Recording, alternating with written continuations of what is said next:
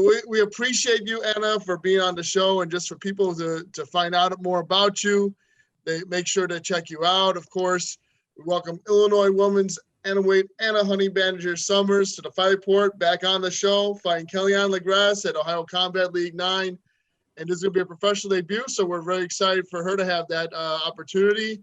And you recently got a big victory at HRMMA, gained a victory over Shelby Mroz, and trained, of course, with Danny Summers, your husband, at your gym, Intercept MMA. You are 4-2 now as an amateur, so now you're going to be pro 0-0. And, of course, remember you, 2018 Regional MMA Award for the Fight Report, Most Improved Fighter of the Year, Women's Finish of the Year, and you got the votes that were necessary to get those. So that was great. Like, it's funny now, like, how long ago that was. Like, it seemed like yesterday, like when we were at EAFL and XFO and all the other events I've seen you at. I think I've seen you at EAFL and one of your other events. I forget which one. Oh, it was Fight Card. Your first fight. I was there for your first fight in 2018. So. Yeah, I think you may have been at another one too, but maybe I wasn't fighting on it. I don't remember. Yeah, I was at the last EFL. I don't think you were there, but I saw your teammates fight. Yeah. No, I was there. The one where Savannah fought? Yes. Yeah, I was there. Yeah, you were there, but you weren't competing that night. So no. Definitely. I mean, that seems like yesterday, right? Yeah, right. It's just hard to imagine it's so long ago, and obviously 2019. So, how you've been, obviously, I know you've kept busy, you've kept active, and, telling us that story, how you had to raise money for your opponent to travel for that fight. That's crazy.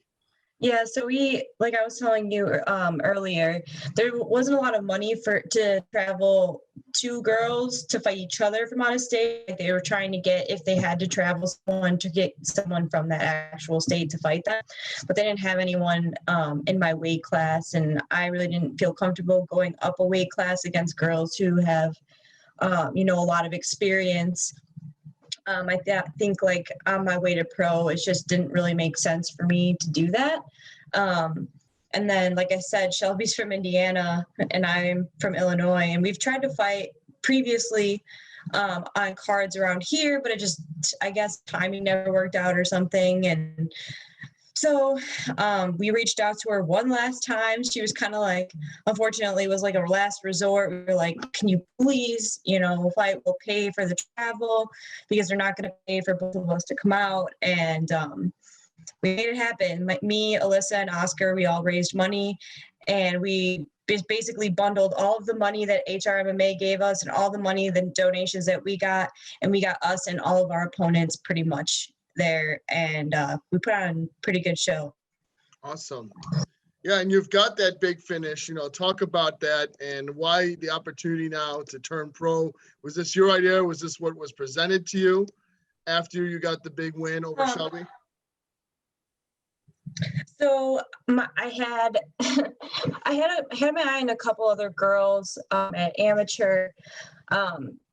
Again, I don't know if it's a time thing or if, I never want to say, like, people don't want to fight. I don't really want to say that, because just, like, I know stuff comes up or whatever, but it's like, of all the times to be picky in this pandemic, I feel like it's not a time to be picky about who you're really fighting, especially if they're in your weight class. So I had my eye on a couple girls, and it wasn't going to work out. And so Danny was like, well, we have an amateur fight, in Ohio. And I was like, no. I was like, so head kicks aren't legal in Ohio at amateur. And, like, almost my entire game is head kicks, and I'm not going to eliminate that at this point in my career. Now, say I had only a fight or two fights, that's one thing, but I would be going on fight number 7. Not trying to take head kicks out of my game. I'm trying to add things, which was the great part about Kentucky, is because knees to the head are legal, and so are heel hooks. So that's actually a step closer to pro for me, and actually elbows to the body were legal as well. But you know, the only thing that's the same as pro is, you know, elbows to the head. And so I want to keep working my way closer to pro. I wasn't trying to like backtrack. And Danny's like, well, here's the deal. He's like, you can fight this girl who is like 4-2 or 5-1 or something up at 115, but she's a big 115. He's like, or we can take the next step and we can go pro. He's like, he's like, I don't want you to do it if you don't feel comfortable. I mean, pro is on the horizon already. Yeah. So the next step for me, I was like, okay, well, who did they offer you? He's like, well, this girl, she's 3-1. She just beat Samantha Seth. I was like, you mean Chelsea Legrasse? I was like, is that her name? He's like, let me check. And so he asks the matchmaker, Nicole, and she's like, yeah, it's Chelsea. I'm like, yes, I will take it. I have a ton of respect for Chelsea. I think it's a great matchup for both of us. But like just knowing that I could fight someone my size at a higher level is just, I just want that, you know? Right. So it was an easy yes for me. Mm-hmm. So this will definitely be an atomweight fight, a true atomweight fight. And so how excited are you to fight her? I mean, she has had some big fights in her career recently as well. You know, she's fought overseas. So, you know, talk about, you know, getting this debut and the opportunity to kick this year off right with fighting Kyann Legrasse. Yeah, I mean, I think that as you watch my career, you see that every fight I get more dangerous and more exciting. For me, it's a comfortability thing, just getting comfortable in the cage under pressure. I'm really happy that I get to do 5-minute rounds. I mean, I've always trained like a professional, you know, with professionals. And it's just, I'm kind of a little bit of a slow starter. I like to feel my at amateur. Unfortunately, the girls kind of like come flying at you 100 miles an hour. So it's kind of nice to like be at a level where people actually like pick their shots and move around and use like fight IQ and like that type of thing. And so I have a full 5 minutes each round to find my rhythm, find my timing. You know, it seems like every fight that I have, towards the last 30 seconds of the first round is when I really start to get like a hold of things, and it's just like, damn, now I gotta wait for the next round, and they come out crazy again, and it's just I'm really hoping that like this fight I really get to show my fight IQ, because I know I have a high one. I just really haven't had a chance to like show it. If that makes any sense. Definitely. I usually just kind of controlling chaos, it feels like, at amateur. Yeah, it is. I mean, obviously it's going to be a step up, and, you know, you've got the opportunity to utilize your elbows on the ground and use knees. I know you're excited for that as well. Mm-hmm. That's another reason why I actually really liked the matchup Kara, because she had a lot of experience and she takes her time. She's not one of those like amateur girls that just kind of comes out aggressive and like purpose, if that makes sense. Yeah. It's like this fear or this desire to fit quickly if that makes sense. And Kara wasn't one of those, you know. I mean, I won the way I won, but realistically, I think that had that fight not finished that way, I think it would have been a really, really good technical fight. I really think so. So maybe that'll happen at pro now. Pro. Definitely, yeah. We definitely remember that because that was our finish of the year for 2018 that you won the award for as well. And, you know, fighting the fights during the pandemic is tough. Obviously, when this happened, you and your husband, Danny, what was your reaction? Because you guys own Intercept MMA. This is a business. This is not just, you know, you competing in the sport of MMA. This is your actual, you know, way you earn a living. So how tough was that? And when you were able to secure that fight, what were the precautions needed? And so did you have to have less people around you when you're training or in the gym when you're doing your sessions, just so you don't contract? Yeah. So so long, I mean, when the pandemic first hit, we closed for a little bit, and then we had, some Zoom classes going, excuse me. And then we just had like more and more people saying like, hey, are you going to open back up, blah, blah, blah. And we were like, you know what, whatever, we're going to do it. So we changed some things and if we just ask people if you're not feeling well, don't come in, even if it's not COVID symptoms, like and that's how it should be all the time. If you even have like a mark on your skin, like you shouldn't be coming in and spreading things, unfortunately we did take a big hit at the beginning, but we have a lot of people, we're a tight family gym, and we have a lot of people support us, keep us afloat. So I'm very thankful for that, because there's not a lot of gyms that stayed open around us. Like a lot of really good gyms actually did close. Wow. Did they close for good or just close temporarily? No. Oh, for us? Or no, others? the other ones. You mean they closed for good? Oh man. Yeah, a lot of bankruptcy, and just it's easy for people to say, oh yeah, I'll do a Zoom class, and then 2 weeks later it's just easier on your couch than it is to self-motivate yourself and get up and do things. So or a lot of people don't have training partners. They don't live with other people that do what they do. It doesn't mean that you have to have a training partner, but people, they want a training partner. We actually had a lot of people like just train with each other in their garage in the gym. Like they would hang out, they lived close, and they would train in their garage and get on the Zoom. It was fun. But definitely not ideal. Yes. Talk about, this fight. Obviously, it means a lot for you to get into that cage and compete again.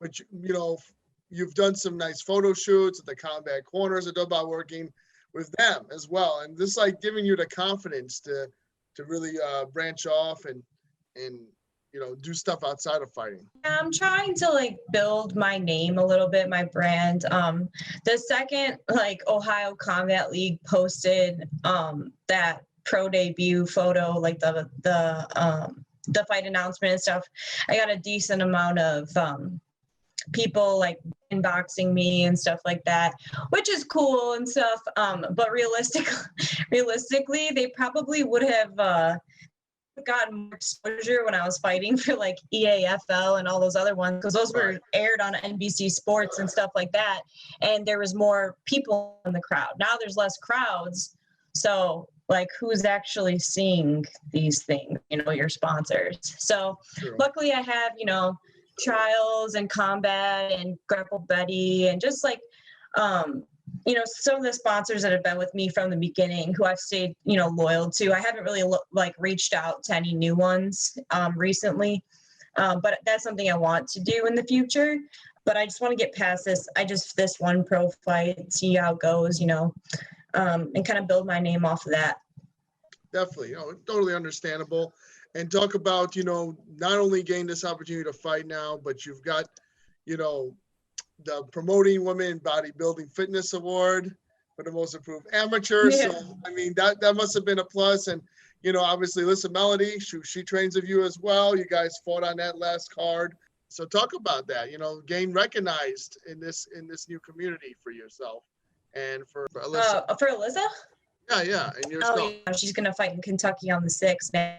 Okay. Oh, man, she's a killer. I can't wait. It's just crazy to see that, like, I don't want to take credit because it's such, she puts in so much hard work, but seeing people come in from like having no training at all, training for just a year, and being able to kind of like whoop up on me and Alyssa, you know what I mean? Like it's just it's a testament to the type of team we have.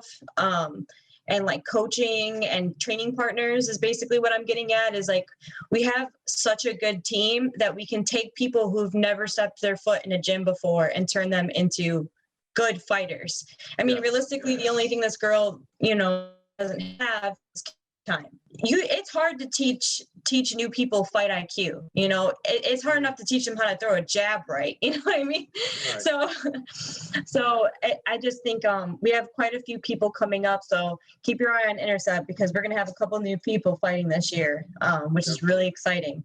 And a lot of them in Kentucky because it's the only place hosting fights right now. Yeah, So I know. a couple trips out there in February. Yeah, no, I would love to see you, compete back in Illinois. I know it's been a while since we saw you compete at EAFL. Now that you're a professional, we got a lot more options for you. I mean, we have XFO, we have the Hoosier Fight Club. So any of those promotions, that would be great for you to get that exposure and opportunity to fight for. Yeah, that's true. I wouldn't mind fighting for Hoosier just because it's so close to me, and I would prefer to not have to stay in a hotel, but whatever. I totally hear you. That's my primary, one of the big promotions that I primarily cover, and I think that it's very convenient and it's a huge show. They bring in fighters from different camps, not only just from the Midwest, but even the West Coast, the East Coast. They've seen a lot of great fighters. Well, that's the nice thing about pro. I'm not raising money to have my opponents come right, exactly. to me. Yeah, we're just hoping that everything comes back soon, and we'll have the opportunity to watch watch the fights and get back in the swing of things. I'm sure a lot of your teammates, they want to get the opportunity to fight if they haven't had it in a while as well. Training for this fight with Kyann, what do you feel is most important for you to come out on top? Obviously she's tough. She's had experience. She's fought for Arisen. She's fought for Titan FC. Big show experience. But when it comes down to it, basically, what do you think you have to do to prove that you're going to come out on top of a win? I mean, I don't really look at her experience per se affect me too much because I mean look at the Kara fight. I was 2 fights in and she had 11. So true. It's experience. Right. I mean, I still have cage time. And granted, I do wish I had more. But she only had 4 amateur fights. So when it comes to cage time, it's pretty close, on the cage time thing. But I have a lot of confidence in myself and my skill and my ability to adapt in situations. I obviously have a quote game plan, things I want to try, things I want to do in the fight, and just get her to react, to me. Getting to do things that I want her to do, not so much me reacting to her. I'm tired of being the fighter that backs up and just waits for, to see what the hell is about to happen. Because like I said, a lot of the fights I've been in have just been chaotic. I feel like when it comes to fight IQ, I can start making people make mistakes. And I think that I can do that to her. So I guess we'll just see how it plays out. Definitely. But the experiencing doesn't really affect me at all. And she's just another body way where I want to be. Well, one thing I do remember is that you were in a 5-round fight at Fight Card Entertainment, even though it was 3-minute rounds, and I don't think she's been in a 5-round fight. So you know how it is to go that distance. And I still have no clue how Fight Card Entertainment is sanctioned to put on 5-round amateur title fights, but still, you had that experience. Yeah, I don't know either, but hey, I didn't mind it. And so for instance, in that fight, you obviously I've mentioned before, I was really, really sick in that fight. And I think that my body was on autopilot, but my cardio was pretty okay for as badly as I was dying. I pretty much got my ass whooped, which is, it's fine. It is what it is. I've kind of gotten past that. I mean, it still, affects me and things. That was the first time I cut down to 105 for real. I get little flashbacks of that too. I feel at 105, my cardio is really good. So knock on wood. I'm prepared for these 5-minute rounds, even though there's 3. Yes. So. Well, I appreciate you again, Anna, for being on Fight Report. Great to connect with you. We wish you best of luck. Everybody check it out. And I'm not sure how we can watch it. Is there any way to stream it? Like you said, there probably isn't going to be anyone there. I don't know if they have fans that are allowed there. Yeah, 200 in the stands, but everything's already sold out. Hold on, I'm about to pull. I don't know if she sent me the link or if the link was going to be on this page. I just got it today. Yeah, I think if you just go on ohiocombatleague.com, they post the link to the pay-per-view there and it directs you to another site. Oh, nice. I think they post it like the day before the fight. Oh, cool. Well, I'll make sure to post that here with the interviews, so we have that up, and everybody check it out. We got Anna Honey Badger Summers representing us here, Chicagoland area, taking on Kyann Legrasse, Ohio Combat League 9, her professional debut, finally here, and we cannot wait. So, of course, we're very excited to see this, and next time I'm hoping to come out to Intercept MMA. I've never been out there before, so yeah, you should. Yeah, to do some media and stuff as well, but. We appreciate you being on the fight board. Anyone you'd like to thank or anything you'd like to plug, go ahead. And of course, I'm telling everybody, follow you on social media as well. Yeah, go ahead and follow me on social media, Instagram, BJJ_mama. I also have a fight page on Facebook. If I don't really know you personally, that's the best place to go because I probably won't add you on my personal Facebook because I do have a daughter. And then one thing I wanted to mention, there was no beef to HRMMA. It was a great promotion. It was just everyone's struggling financially, so I get it, So I love that promotion. It was great. It was a lot of fun. Nothing against them about not being able to get someone from Ohio. No big deal. Or sure. Kentucky. No big deal. But anyways, so shout out to my sponsors, Trials and Tribs, Grapple Betty, my chiropractor, Rory at Platinum Chiropractic, Kyle, and Leg Lock Apparel. That's about it. We appreciate you again, and best of luck. We can't wait to see the fight. Everybody check it out. Ohio Combat League 9. Check it out next weekend. It's going to be a huge pay-per-view. It's going to be on internet pay-per-view as well. And make sure to check out Ohio Combat League 9. I think it's on the 30th, right? Yes, sir. Okay, great. And best of luck to you, Anna. We'll talk to you soon. Thank you. Have a good Take care. You too. Bye.